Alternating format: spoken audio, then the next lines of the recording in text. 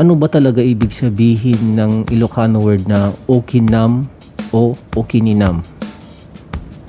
Ang okininam sa Tagalog ay uki ng ina mo. Ukini sa Tagalog, pukini. Inam sa Tagalog, ina mo. Kaya ang slang niya sa Ilocano ay ukinam. Pero pwede ring ukininam. Pero madalas na ginagamit namin dito sa norte ay ang ukinam.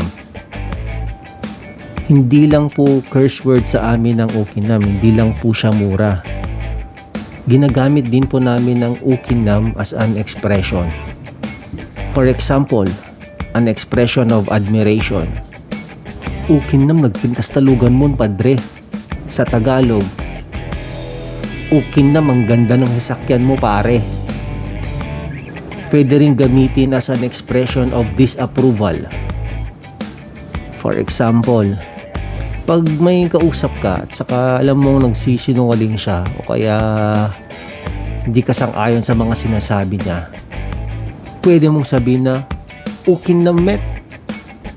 O kaya pag disappointed ka, pwede mong sabihin na ukinamon. Ganon. Pwede rin gamitin ang ukinam as an expression of approval. Kunyari, yaya ka ng mga kaibigan mo na kumain sa labas tapos ililibre ka. Pwede mong sabihin na ukinam buena, basta libre mayat naklata. Sa Tagalog, ukinam sige, basta libre pwede ako dyan.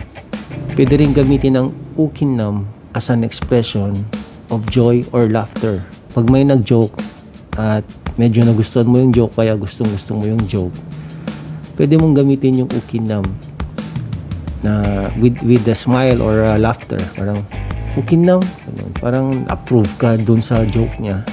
So pwede mong gamitin yung ukinam as an expression na natawa ka, kaya nagustuhan mo yung joke niya. Pag sobrang saya ka, pwede mo yung sabihin na ukinam nagragsak. Yun, sigaw mo, ukinam nagragsak. Yung Tagalog, ukinam ang saya. Ayun, medyo pasigaw na masaya. Ayun. Ukinam ang saya.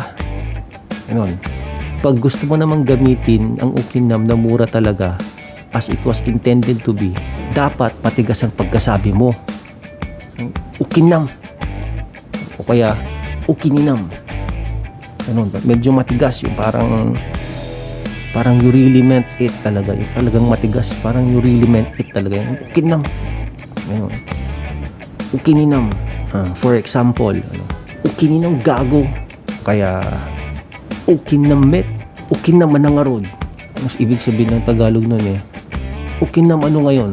Ukininam di kapela matay. Sa Tagalog, ukinam mamatay ka na.